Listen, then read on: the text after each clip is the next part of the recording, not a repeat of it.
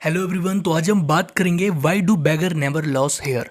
आपने देखा होगा कि जो भिखारी होते हैं या कोई साधु बाबा आपको सड़कों के किनारे दिख जाते हैं, इनके जो हेयर होते हैं वो काफ़ी घने होते हैं, काफ़ी बड़े होते हैं, काफ़ी लंबे होते हैं, जटाएं बना रखी होती हैं इन्होंने। ऐसा क्यों होता है? जो साधु बाबा हैं या कोई भिखारी है, कोई बैगर है, इसके बाल जो हैं इतने घने क्यों होते हैं और इनके बाल इतने घुंघरालू क्यों होते हैं? क्योंकि आप सब और हम सब ये जानते हैं कि जो खाना है वो बहुत ज़्यादा हमारे बालों पर असर डालता है। हम अच्छा खाना खाएंगे, अच्छा न्यूट्रिशन लेंगे तो हमारे जो हेयर हैं उनकी ग्रोथ भी अच्छी बनी रहती है। ये हम मानते हैं, ये हमारी साइंस भी मानती है। तो हम सबको पता है कि जो बैगर्स है उसको उस हिसाब से अच्छा न्यूट्रिएंट्स नहीं मिल पाता। जो साधु बाबा होते हैं उनको भी इतना ज़्यादा वो ऐसे बहुत कम खाना खाते हैं, इतना ज़्यादा न्यूट्रिएंट्स वाला खाना नहीं खाते हैं। तो क्या कारण है जिन वजह से इनके जो बाल हैं वो झड़ते नहीं है, उस चीज़ के ऊपर आज हम बात करेंगे। तो देखते हैं why do beggar never loss hair. ठीक है, देखिए, most of the baba and poor people don't comb, so most of their hair is matted, if comb a lot will fall.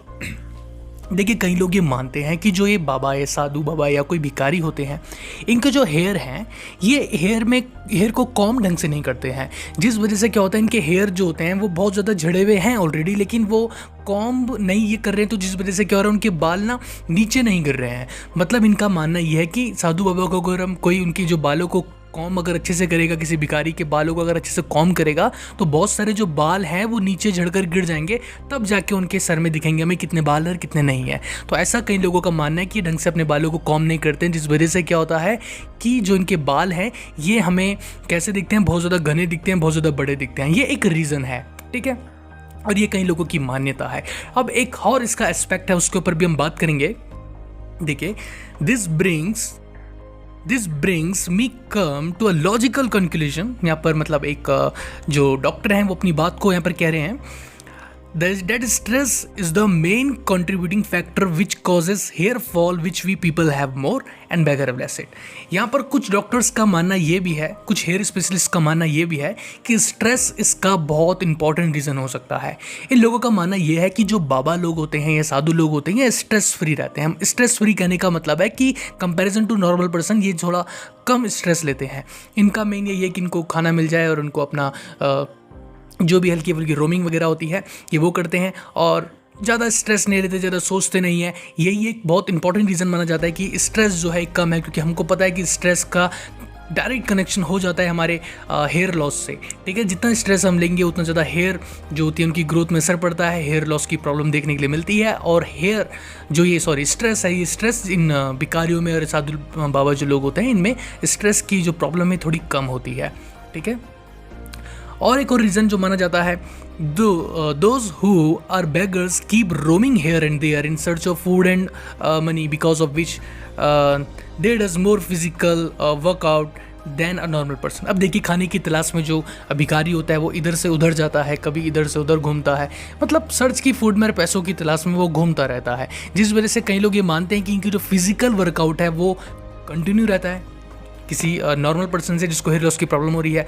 तो फिजिकल वर्कआउट ही थोड़ा ज़्यादा करते हैं, इधर से उधर घूमते रहते हैं खाने की तलाश में, पैसों की तलाश में, जिस वजह से क्या होता है इनकी हेल्थ जो है वो मेंटेन रहती है, वो भी इनके हेयर में असर डालता है। तो बेसिकली 3 मोस्ट इंपॉर्टेंट रीज़न यहाँ पर माने जाते हैं कि जो साधु बाबा हैं, भिखारी जो हैं, इनके जो हेयर हैं वो इतने ज़्यादा घने क्यों होते हैं, इतने ज़्यादा बड़े क्यों होते हैं।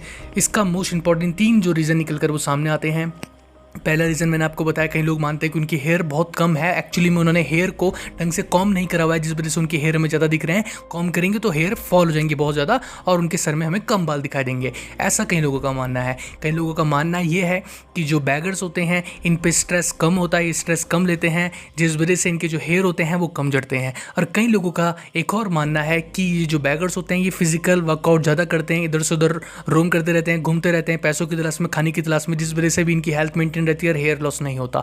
लेकिन फिर भी मोस्ट इंपॉर्टेंट रीज़न जो माना जाता है वो स्ट्रेस माना जाता है, यानी कि स्ट्रेस की वजह से बाल झड़ना ज़्यादा हम मानेंगे जो नॉर्मल इंसान है। और साधु बाबा जो लोग हैं या फिर कोई भिखारी है वो जो इंसान है, तो इनके जो हेयर हैं वो कम लॉस हो रहे हैं। इसका मेन रीज़न ये मानेंगे इनकी स्ट्रेस कम लेते हैं, क्योंकि ज़्यादा सहमति इसी बात पे बहुत सारे जो हेयर स्पेशलिस्ट हैं उन्हें यहाँ पर ज़्यादा सहमति इसी बात पर करी है। अब हम हल्का सा कुछ चीज़ें जान लेते हैं कि जब बाल झड़ रहे हैं आजकल, छोटे से छोटे बड़े से बड़े को प्रॉब्लम है हेयर लॉस की, ठीक है, टीन एज में हेयर लॉस की प्रॉब्लम देखने के लिए मिलती है। तो हेयर लॉस से बचने के लिए क्या क्या चीज़ें आप कर सकते हो, ठीक है। देखिए पहली चीज़ तो avoid hair style that pull on the hair. देखिए कोई भी ऐसा हेयर स्टाइल जैसे कि जैसे आपने रिबन वगैरह कुछ सर पे पहन दिया जिससे आपके बाल खिंच रहे हैं, ऐसा कोई हेयर स्टाइल मत रखो। अपने बाल को सिंपल रखो, क्योंकि एक फ्लेक्सिबल बाल है हमारे, और सिंपल उसको लहरा के या नीचे बैठा के रखो। आप जितना उनको आप स्ट्रेच करोगे किसी चीज़ के थ्रू कहने का मतलब है कि आपने कोई रिबन वगैरह लगा दिया, कोई बैंड वगैरह लगा दिया, बाल आपके स्ट्रेच हो रहे हैं, तो वो चीज़ गलत चीज़ मानी जाती है, ठीक है। बहुत सारे लोग क्या करते हैं, हेयर ड्रायर का इस्तेमाल करते हैं और उसमें बहुत ज़्यादा हीटअप कर देते हैं बालों को, वो भी एक हेयर लॉस का रीज़न माना जाता है। तो जो high heat hair styling tools होते हैं, ठीक है, हेयर ड्रायर वगैरह जो होते हैं, उनका इस्तेमाल भी कम आपको करना है। बहुत सारे लोग क्या करते हैं, जो शैम्पू वगैरह होते हैं उसको बस कोई भी शैम्पू जो घर में रखा हुआ है या फिर कहीं भी मिल गया उसको लगा दिया, ठीक है। हमें पता है हेयर स्कार्फ जो होता है वो सबका अपना अपना जो हेयर स्कार्फ है, वहाँ पे जो ऑयली मीडियम है या पीएच मीडियम है, हर सोप शैम्पू का अलग अलग होता है, हर किसी की बॉडी के हिसाब से वो अलग शूट करता है। तो आप बहुत सोच समझ के लीजिए, बहुत सोच समझ के देखिए कि आपके हेयर के लिए कौन सा शैम्पू बेस्ट है, कौन सी चीज़ बेस्ट है, कौन सा ऑयल बेस्ट है। तो इन सब चीज़ों के ऊपर भी आपको ध्यान देना चाहिए। आप हेयर लॉस से काफ़ी हद तक आप कंट्रोल कर सकते हो इस चीज़ को। और आगे अगर हम बात करें तो use a soft brush made from the natural fibre.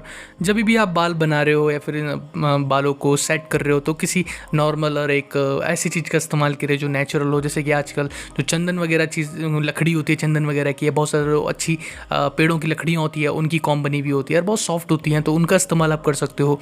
मतलब हेयर पे आप ज़्यादा जोर मत डालिए, हेयर को ज़्यादा खींचिए मत, हेयर में ज़्यादा ऐसे मत करिए कि आपने कंघी डाल रहे हैं तो बाल फंस रहे हैं तो खींचते चले जा रहे हैं, ये चीज़ आपको नहीं करनी है, ठीक है। और कुछ जो लो लेवल थेरेपी होती है, जैसे ऑयल थेरेपी कर दिया आपने, जैसे चंपी बनाना हम कहते हैं, जिसको बालों को आप कंटिन्यूसली एक अच्छा तेल जो आपके बालों के लिए अच्छा है, उस बालों से आप अपने हेयर में रेगुलर बेसिस पे ऑयलिंग करते रहिए। ये भी बहुत एक इंपॉर्टेंट रीज़न माना जाता है हेयर लॉस को रोकने का।